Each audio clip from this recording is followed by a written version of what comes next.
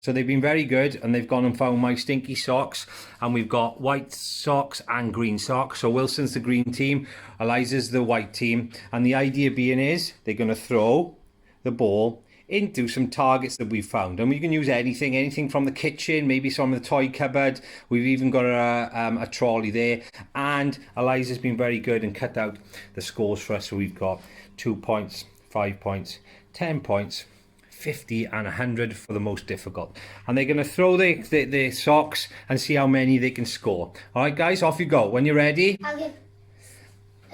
you can stand up if you want.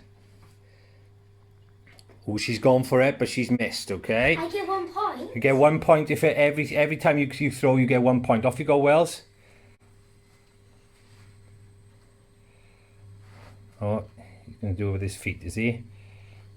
Oh, 1 point. Okay, so we're looking at some target practice. We're obviously looking at hand-eye coordination. Well done, Eliza. Gets 2 points, okay? Wilson, stand up this time and do it.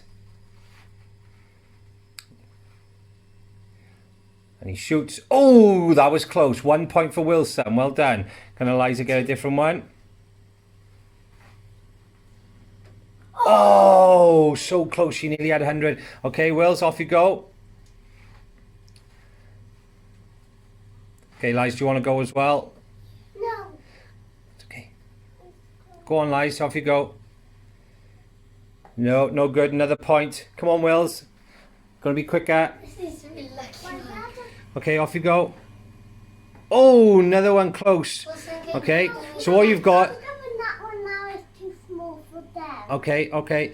So what you've got is lots of different targets, different distances. You can get them to sit down, stand up, use right hand, left hand. A great game, really simple, and can be done indoors, outdoors, whatever you like. Say bye, guys. Bye.